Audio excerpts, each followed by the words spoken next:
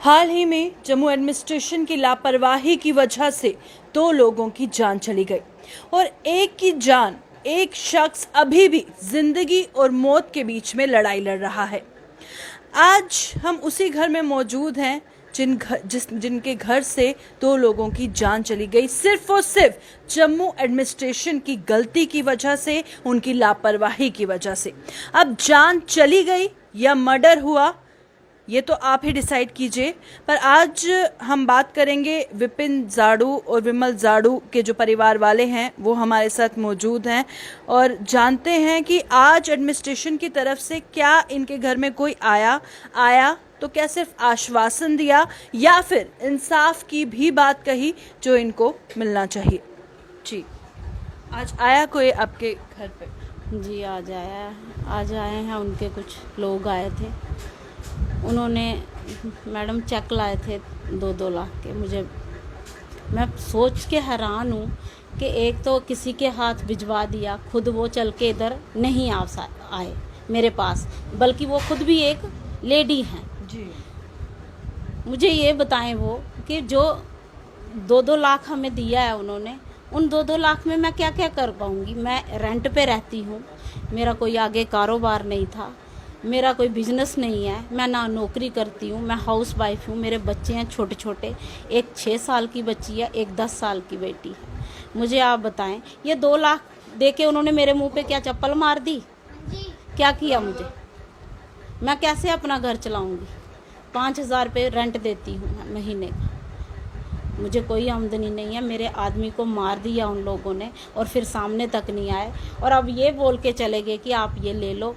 ठीक है, मैंने रखा है वो चेक, ऐसे ही है, वो बात नहीं है। मगर मैं ये चाहती हूँ कि मेरे लिए कुछ आगे किया जाए। हमारा एक घर खाली हो गया। मेरे देवर जी हैं और मेरे हस्बैंड, दोनों की डेथ हुई है। डेथ क्या हुई है? इन लोगों ने मर्डर किया है उनका। पानी मांगते मांगते इन लोगों ने एक तो फोर्स किया उस बच्चे को जिसके डैडी की डेथ हो गई, उसको बहुत फोर्स किया, 4 बंदे लाओ, घर से 4 बंदे लाओ। जब 4 बंदे बुलाए, उनको पूरा किट पहनाया गया, वो किट पहनाया गया जिसमें इंसान हवा भी नहीं ले सके, और उस गाड़ी में बिठा दिया। उस पेशेंट जो मरा हुआ बंदा था उसके साथ बिठा दिया, और ना पानी रखा, ना कुछ रखा, और ना कोई दूसरा बंदा बैठा उसके साथ। कोई होना चाहिए था जिसको मेडिकल के पता हो कि इनको अगर कुछ हो जाता है तो हम इसको देख सकें। वो तड़फते रहे, उधर पानी नहीं पूछा किसी ने, इनको पानी फेंका नहीं इनके ऊपर ना ये लोग छोड़ के उधर इनको निकल आते हैं। उधर से फिर निकल आते हैं पीछे से। मैंने फ़ोन किया कि कहाँ हैं ये लोग, किसी अपने रिश्तेदार को। वो बोल रहे हैं वो उधर उन्होंने लाया है हॉस्पिटल। झूठ, हॉस्पिटल वालों ने बहुत झूठ बोला, और बोला क्यों है? वो जो जिन्होंने करवाया ये चीज़ उन्होंने बुलवाया ये उनसे। वो बोलते हैं उनको ड्रिप लगी है, ठीक है, बल्कि दोनों बंदे डेड हो गए थे, दोनों, एक भी नहीं जिंदा। तीसरा भी अस्पताल में। तीसरा बेचारा, मैंने बोला आपको तीसरे की हालत जो है वो आप देख सकते हैं, उधर जाके भी देख सकते हैं क्या हालत है। मैंने सुना है कि हम नहीं गए, मगर उसके दिमाग में स्वेलिंग हुई है, उसके सर में पूरा स्वेलिंग हुई है। वो भी हमारे घर का बच्चा है। इन लोगों ने एक घर अपना हमारा बर्बाद कर दिया। ये मेरे चाचा ससुर जी हैं, इनका जो सहारा था मेन, वो ही इन लोगों ने मार दिया उधर। मुझे बताएं आप, ये किसके सहारे जिएंगे? जहाँ मैं किसके सहारे जीऊँगी? ये 2 लाख लेके मैं कब तक जिंदा रहूँगी? मैं अपने बच्चों को इन 2 लाख से पाल सकूँगी? मुझे कुछ नहीं मैडम, इनसे कुछ नहीं। मुझे बताएं ये कि मेरा इंसाफ इस चीज़ में था, 2 लाख में।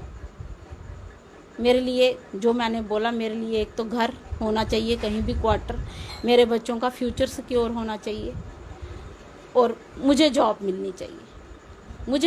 मैं ये चाहती हूँ, इनसे घर मुझे होना चाहिए, क्योंकि मैं इस टाइम 8-10 दिन इनके घर पे निकालूंगी, इससे ज़्यादा तो नहीं बैठ पाऊंगी ना इधर। तो किराया मैं कहाँ से दूंगी?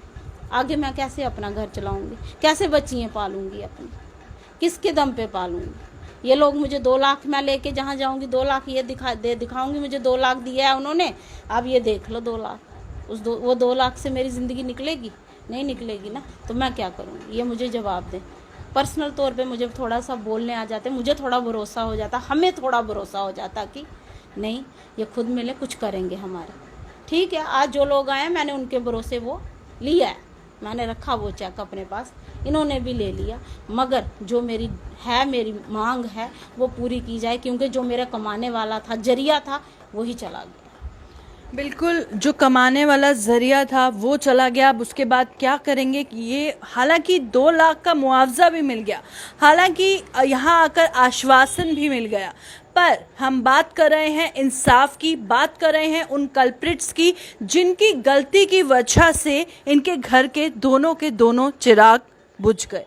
तो जी अंकल, आपसे जानना चाहेंगे कि आज कोई आया आपके पास? एसडीएम साहब आए थे, तो वो चेक दे गए 2 लाख की। तो अभी आश्वासन दिया कि और कुछ हो सकता है, तो उस कंडीशन पर हमने रखी चेक। तो हमने बोला हमने 2 बंदे इन पैसों में बेच तो नहीं दिए, इससे तो ये कोई इंसाफ की बात नहीं है। एक तो उनके साथ इस तरह का जुल्म हो गया, एक इंसानियत मारी गई है, तो ऐसे पैसे जाने कहाँ मिलेंगे? पैसों से हम कंपनसेट नहीं कर सकते। इस आश्वासन पर ऐसे ही रखा हमने। बाकी